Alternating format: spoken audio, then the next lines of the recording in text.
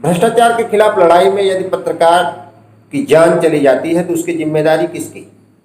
भ्रष्टाचार रोकने के लिए अधिकारियों की एक लंबी फौज है, सरकार द्वारा लंबा वेतन है, बड़ी सुरक्षा है, सरकारी वाहन है। इसके बावजूद भी वो अपने कर्तव्यों से विमुख होकर के पत्रकारों के ऊपर इसकी जिम्मेदारी आंख मूंद कर डालना चाहते हैं, जबकि वो सब कुछ जानते हैं, कहाँ खनन हो रहा है, कहाँ अपराध हो रहा है, कहाँ भ्रष्टाचार हो रहा है। उसके बावजूद भी अगर पत्रकारों को आगे आकर के उसका विरोध करना पड़े, फिर भी वो भ्रष्टाचार उसी चरम सीमा पे चलता रहे और अधिकारी खुद कहे कि जा करके उस आदमी को मैनेज करो। ये मेरे साथ हुआ। अंबेडकर नगर की सीमा से होकर के गुजरने वाले गोरखपुर लिंक एक्सप्रेस वे के लिए जब जमीनों का अधिग्रहण हो रहा था, बैनामा हो रहा था, उस समय भ्रष्टाचार मुझे दिखाई दिया। मैंने एक काश्तकार की छोटी सी जमीन का मुद्दा उठाया। उप जिलाधिकारी उस समय दूसरे थे, उन्होंने जांच करवाई। जिलाधिकारी अंबेडकर नगर ने भी जांच करवाई। जांच में 2 महीने लगा, लेकिन रिपोर्ट आई कि 35 लाख रुपया साठ गांठ करके उसकी मूल्य वृद्धि की गई थी, जो अधिकारियों को खाते में पुनः वापस आता। एक लेखपाल सस्पेंड हुआ। नायब तहसीलदार अरुण कुमार यादव चार्जशीटेड हुए।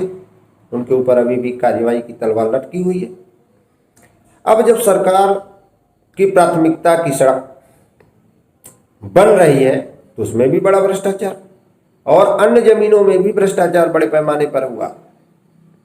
लेकिन मैंने सिर्फ एक मुनम्मा उठाया कि सरकार और उसके अधिकारी कम से कम आंख तो खोल लेंगे, लेकिन आंखें वो जानबूझ करके मूंदे रहते हैं, इसलिए वो खुली नहीं।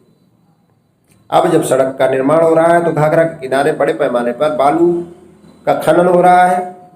उसमें माफिया भी सक्रिय हैं और उसके ठेकेदार भी। बालू का व्यापार भी हो रहा है और बालू का खनन करके सड़क की पटाई भी। जो सड़क कमजोर तो होगी ही होगी, और पर्यावरण से भी खिलवाड़ बड़े पैमाने पर होगा। आने वाले समय में घाघरा का रौद्र रूप देखने को मिल सकता है। कई गांव कट सकते हैं, सैकड़ों हेक्टेयर जमीनें भी कट सकते हैं। इसका मुद्दा उठाते उठाते 1 से 1.5 महीने बाद अब जिलाधिकारी ने जब जांच करवाया तो जिलाधिकारी की एक रिपोर्ट आई, जिसमें 10 करोड़ रुपए तक का बालू खनन अवैध रूप से पाया गया। दिलीप बिल्डकॉन और एप्को को नोटिस दी गई। नोटिस का जवाब अभी नहीं आया, लेकिन खनन फिर उसी स्थान पे बड़े पैमाने पे जारी है। मैंने फिर इसको उठाया, लेकिन अब अधिकारी वहां जाने से कतरा रहे। मैंने इस अवैध खनन के बारे में श्रीमती रोशन जैकब और चीफ माइनिंग ऑफिसर, यहाँ तक कि यूपीडा के चीफ अवनीश अवस्थी सर से भी बात किया, लेकिन सबका केवल यही रहा कि देखते हैं, दिखवाते हैं। एक दिन मेरे ऑफिस में एक मैनेजर साहब आते हैं जो दिलीप बिल्डकॉन के प्रोडक्शन मैनेजर हैं, और उन्होंने आकर के मुझे पैसे का ऑफर दिया। 3 साल तक लगभग 25,000 रुपये महीना हमारी ऑफिस में आते रहेंगे, और उन्होंने बताया कि इसके लिए अधिकारियों ने कहा है कि आपको मैनेज किया जाए। एक आदमी को मैनेज नहीं कर पा रहे हो, जितनी बार आप भेजते हो यानी मैं, उतनी बार ये अधिकारी मेरा सब खाते हैं। त्रिपाठी जी, आज के बाद आपको कोई उम्मीद होगी या शिकायत होगी तो मुझसे करिएगा, इन सालों कुत्तों से मत कहिएगा। नहीं तो एडीएम साला फ़ोन करता है, एसडीएम फ़ोन करता है, 2 कौड़ी का माइनिंग ऑफिसर जाकर वहाँ दौड़ लगाता है कि एक आदमी को मैनेज नहीं कर पा रहा। यानी ये अधिकारी पहले से कमीशन लिए हुए हैं और वो चाहते हैं कि पत्रकार भी चुप रहे। मैं लोकपति त्रिपाठी, एडवोकेट, वकालत छोड़ कर कहिए या वकालत से थोड़ा सा ध्यान हटा करके मैंने पत्रकारिता इसलिए शुरू की कि इस समय खुद का जज्बा होता है, भ्रष्टाचार के खिलाफ लड़ने का एक मादा होता है, एक प्लेटफॉर्म होता है। और कचहरी के अंदर तो हमें जो क्लाइंट आएंगे, फीस देंगे, वो हत्यारे हैं या हत्या से पीड़ित, उनका पक्ष रखना पड़ेगा। ये मेरा दायित्व बनता है। पत्रकारिता थोड़ा सा हट के है कि बगैर पैसे आप मुद्दा उठाइए, अधिकारियों से लेकर के कर्मचारियों तक, पब्लिक से लेकर के किसी का भी भ्रष्टाचार हो, उत्पीड़न हो, उसके खिलाफ आवाज़ उठाने के लिए हम स्वतंत्र होते हैं, इसलिए पत्रकार होते हैं। लेकिन इसके बावजूद भी इस समय लग रहा है कि पत्रकारिता में अब बहुत ज़्यादा दिक्कत आने वाली है, क्योंकि अधिकारी जानबूझ करके सो रहे हैं।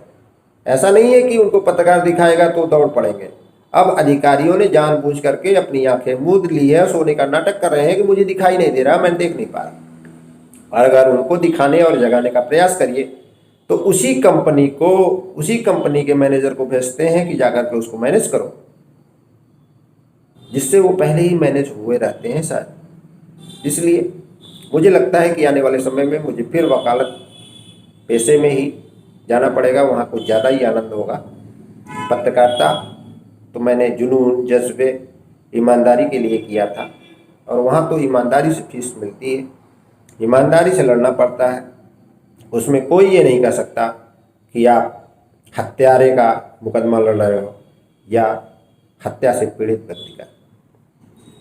इसलिए मैं आज ये इसलिए कह रहा हूँ कि यदि मेरी हत्या होती है, क्योंकि खनन माफिया भी पीछे पड़ा हुआ है, अधिकारी भी पीछे पड़ा हुआ है, कर्मचारी भी पीछे पड़ा हुआ है, कि ये बंदा अगर मैनेज नहीं होता तो शांत करने का भी कोई उपाय करना पड़ेगा। ऐसी स्थिति में मेरा एक्सीडेंट भी हो सकता है, क्योंकि यहाँ से 65 किलोमीटर मैं घर जाता हूँ और रास्ते में किसी भी तरह से मेरी हत्या हो सकती है। अगर हत्या मेरी होती है तो उप जिलाधिकारी आलापुर धीरेन्द्र कुमार श्रीवास्तव और अपर जिलाधिकारी अम्बेडकर नगर डॉक्टर पंकज वर्मा की जिम्मेदारी, जवाबदेही पहले तय की जानी चाहिए, क्योंकि इन दोनों लोगों को इस खनन को रोकने का, अवैध काम रोकने का, गलत काम रोकने की जिम्मेदारी प्रथमतया बनती है। इनको सरकार इसीलिए वेतन देती है।